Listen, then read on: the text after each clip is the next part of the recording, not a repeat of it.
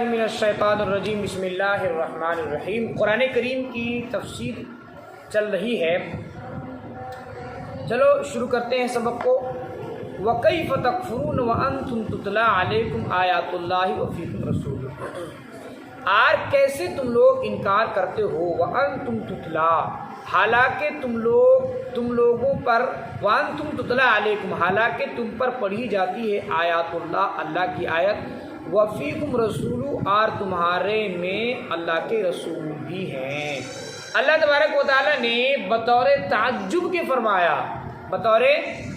کے فرمایا کہ تمہارے سامنے قرآن کریم کی تلاوت بھی کی جاتی ہیں، کتابیں بھی پڑھی جاتی ہیں، تمہیں توریت کا بھی علم ہے، تمہیں جو کتابیں دی گئی تھی اس کے اندر ساری کی ساری باتیں لکھی ہوئی ہے۔ آ رہی بات سمجھ میں؟ تمہارے درمیان جو رسول آئے تھے وہ رسول بھی بتا کر گئے ہیں، آخری نبی کی تائید بھی کر کے گئے، پھر بھی تم کیوں انکار کرتے ہو یار؟ کیوں انکار کرتے ہو؟ اسی کو اللہ نے کہا کہ کیسے تم انکار کرتے ہو؟ وَأَنْتُمْ تُتْلَى عَلَيْكُمْ، حالانکہ تم پر پڑھی جاتی ہے آیات اللہ، اللہ کی آیت کو، وَفِيكُمْ رَسُولُ، اور تم میں اللہ کے رسول بھی ہیں۔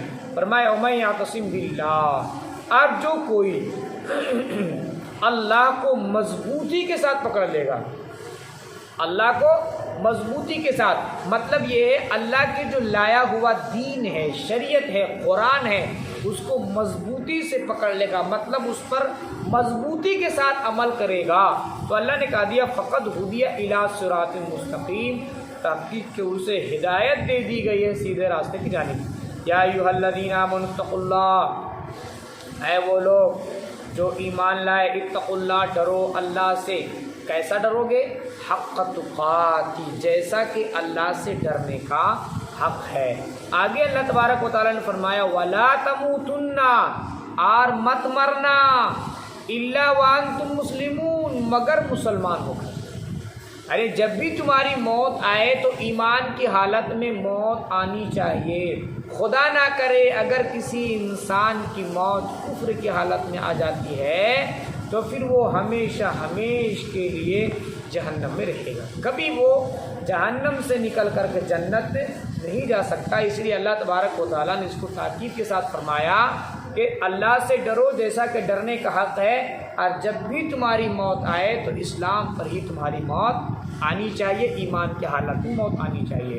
فرمایا وَاعْتَصِمُوا بِحَبْلِ اللَّهِ جَمِيعًا وَلَا تَفَرَّقُوا، اور تم لوگ اللہ کے رسی کو، بحبل اللہ، اللہ کے رسی کو، وَاعْتَصِمُوا، پکڑ لو مضبوطی سے، جمیعاً، تمام کے تمام۔ پھر ترجمہ دیکھو، وَاعْتَصِمُوا بِحَبْلِ اللَّهِ، اور تم لوگ وَاعْتَصِمُوا، مضبوطی سے پکڑ لو، بحبل اللہ، کس چیز کو؟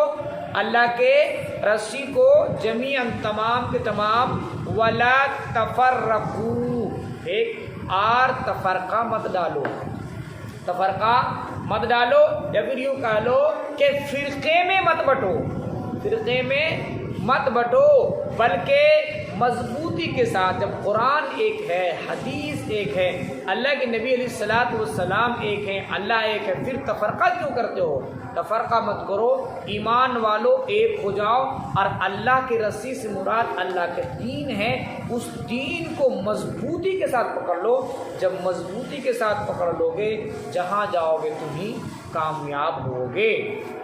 فرمایا کہ وَاذْكُرُوا نِعْمَتَ اللَّهِ، اور اللہ کی نعمت کو یاد کرو، علیکم، اپنے اوپر، اِذْ كُنْتُمْ أَعْدَاءً، جب تم لوگ دشمن تھے آپس میں، فَأَلَّفَ بَيْنَ قُلُوبِكُمْ، بس اللہ نے تمہارے درمیان محبت ڈال دی، الف، محبت ڈال دی، فَأَصْبَحْتُمْ بِنِعْمَتِهِ إِخْوَانًا، فَأَصْبَحْتُمْ، پس تم ہو گئے، بِنِعْمَتِهِ إِخْوَانًا، اللہ کے مہربانی سے، اخوانہ، بھائی بھائی۔ اللہ کے نبی علیہ الصلاۃ والسلام کے مدینہ تشریف لانے سے پہلے وہاں پر اوس اور خزرج، یہ دو قبیلے تھے، اور دونوں کے دونوں مشرک تھے، دونوں کو دونوں مشرک تھے، اور یہودیوں کا بھی دو قبیلہ تھا، مشہور قبیلہ یہودیوں کا اوس اور خزرج، اس کے متعلق میں نے تمہیں کئی مرتبہ بتا چکا ہوں۔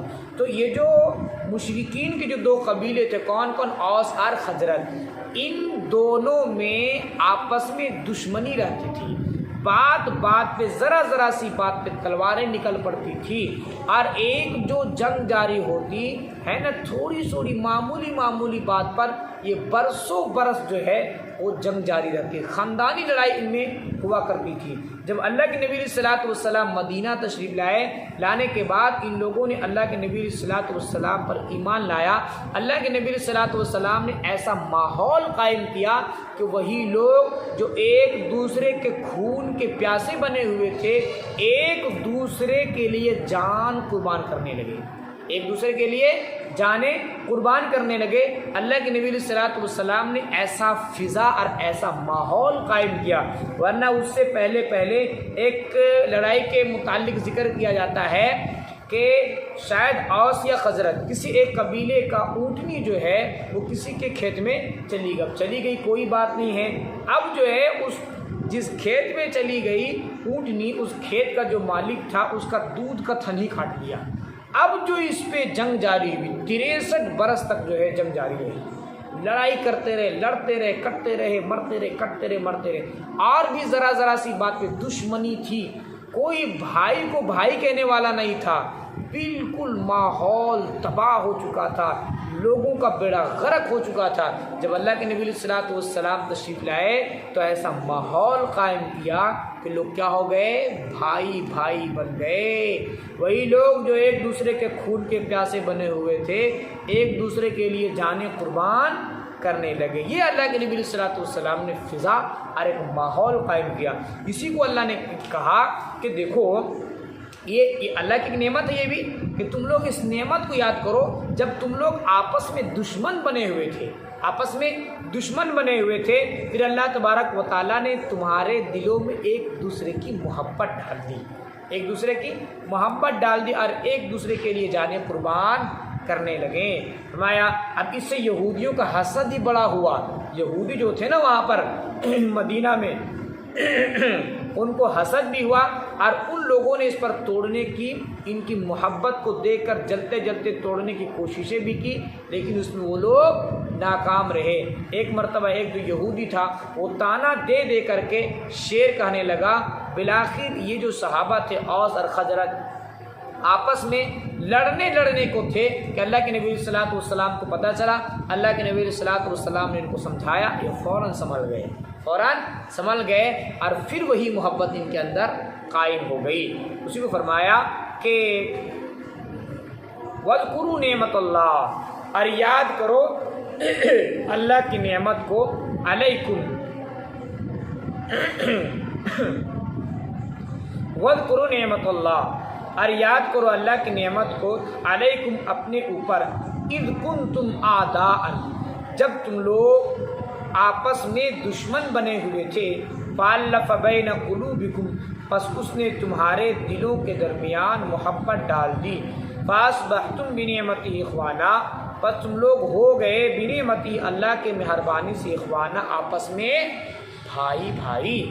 وَكُنْتُمْ عَلَى شَفَا حُفْرَةٍ مِّنَ النَّارِ، اور تم تھے جہنم کے گڑھے کے کنارے پر، یعنی تمہارے اندر اتنی گمراہی پھیل چکی تھی، تم اتنے تباہ ہو چکے تھے کہ جہنم کا جو گڑھا ہے اس کے بالکل کنارے پر آ چکے تھے، ذرا سا صرف دھکا دینے کی ضرورت تھی تم وہاں چلے جاتے، لیکن اللہ کے نبی علیہ الصلوۃ والسلام نے تم لوگوں کو وہاں سے نکال کر کے لائے ہیں۔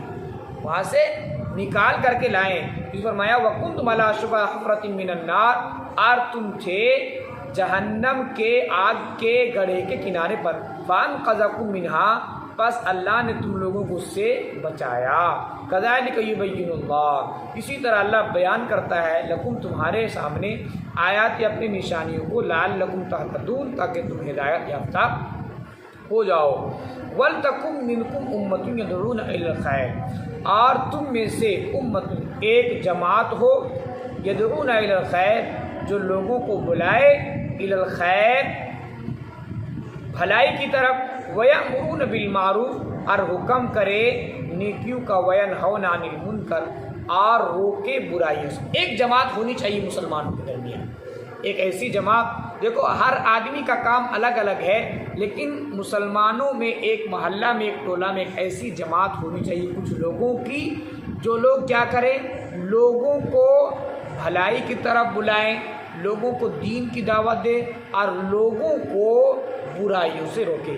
میرے خیال میں یہ کام آج کل کے زمانہ میں تبلیغی جماعت کر رہی ہے کہ نہیں؟ تو تبلیغی جو جماعت ہے وہ جب آتی ہے مسجدوں میں تو ان کا کام ہی یہی ہوتا ہے کہ لوگوں کو بھلائی کی طرف بلانا، لوگوں کو برائی سے روکنا۔ فرمایا وَأُولَٰئِکَ هُمُ الْمُفْلِحُونَ، اور یہی وہ لوگ کامیاب ہیں۔ آگے فرمایا وَلَا تَكُونُوا كَالَّذِينَ تَفَرَّقُوا، اور تم مت ہو جاؤ کالذین، ان لوگوں کی طرح، تفرقوا، جو لوگ بٹ گئے، کیا ہو گئے؟ بٹ گئے، متفرق ہو گئے، واختلفوا، اور اختلاف کیے، من بعد ما جاءہم البینات، ان کے پاس واضح نشانیاں آنے کے بعد۔ مراد کون ہے؟ یہود و نصارہ۔ ان کے پاس واضح نشانیاں آنے کے بعد، ان کو کتابیں ملنے کے بعد بھی وہ لوگ آپس میں کیا ہو گئے تھے؟ بٹ گئے تھے، جس کا نتیجہ وہ تباہ و برباد بھی ہوئے تھے۔ فرمایا وَأُولَٰئِکَ لَهُمْ عَذَابٌ عَظِیمٌ، اور یہی وہ لوگ ہیں ان کے لیے بڑا عذاب ہے۔ کون لوگ؟ جو آپس میں تفرقہ ڈالتے ہیں، آپس میں پھوٹ ڈالتے ہیں، جماعت کی توڑنے کی کوشش کرتے ہیں، اللہ نے فرمایا ان کے لیے بڑا بھیانک عذاب ہے۔ فرمایا یوم تبیض وجوہ وتسود وجوہ، جس دن بعض چہرے، وجوہ مانا بعض چہرے، تبیض سفید ہوں گے، وتسود وجوہ، اور بعض چہرے سیاہ ہوں گے، یعنی قیامت کے دن جو مومنین ہیں ان کے چہروں پہ روشنی ہوگی، خوش و خرم میں ہوں گے، اور جو یہودی تھے، نصارہ تھے، ان کے جو چہرے ہوں گے وہ سیاہ ہوں گے، کالا ہوں گے، اور ڈر کے مارے گھبرائے ہوئے ہوں گے۔ فرمایا کہ فَأَمَّا الَّذِينَ اسْوَدَّتْ، بس بہرحال جن کے چہرے اسودت، سیاہ ہوں گے، بس جن کے چہرے سیاہ ہوں گے، فرمایا اکفرتم، اللہ پوچھے گا کہ ایسا کیوں ہوا؟ کیا تم نے انکار کیا؟ بعد ایمانکم، اپنے ایمان لانے کے بعد۔ کیا مطلب ایمان لانے کے بعد؟ یعنی جب اللہ کے نبی صلی اللہ علیہ وسلم اس دنیا میں تشریف نہیں لائے تھے، اس وقت وہ توریت کو پڑھتے تھے، اور پڑھنے کے بعد وہ لوگ ایمان لاتے تھے اللہ کے نبی صلی اللہ علیہ وسلم پر، یہ دعویٰ بھی کرتے تھے جب آخری نبی آئیں گے ہم ان پر ایمان لائیں گے، ان کی شریعت پر ہم لوگ چلیں گے۔ اسی کو اللہ نے کہا کہ تم نے بڑے بڑے دعویٰ کیا، تم جو ہے جب اللہ کے نبی صلی اللہ علیہ وسلم اس دنیا میں تشریف نہیں لائے تھے اس وقت تو تم لوگوں نے ایمان لایا، اور اب جب اللہ کے نبی صلی اللہ علیہ وسلم تشریف لائے ہیں اس وقت کیا کرتے ہو؟ انکار کرتے ہو۔ اسی کو کہا کہ ایسے لوگ کہ جو لوگ ایمان لانے کے بعد انکار کرتے ہیں ان کے چہرے کیا ہوں گے؟ سیاہ ہوں گے۔ فرمایا وَأَمَّا أَكَفَرْتُمْ، کیا تم لوگوں نے انکار کیا بعد ایمانکم، اپنے ایمان لانے کے بعد، فَذُوقُوا الْعَذَابَ، بس چکھو عذاب کو، بِمَا كُنْتُمْ تَكْفُرُونَ، تمہارے کفر کی وجہ سے۔ وَأَمَّا الَّذِينَ ابْيَضَّتْ وُجُوهُهُمْ فَفِي رَحْمَةِ اللَّهِ، اور بہرحال جن کے چہرے سفید ہوں گے، ففی رحمت اللہ، وہ اللہ کی رحمت میں ہوں گے، خوشی میں ہوں گے، ہم فیہا خالدون، وہ لوگ کب تک اس میں رہیں گے؟ اللہ نے فرمایا ہمیشہ ہمیشہ اس میں رہیں گے۔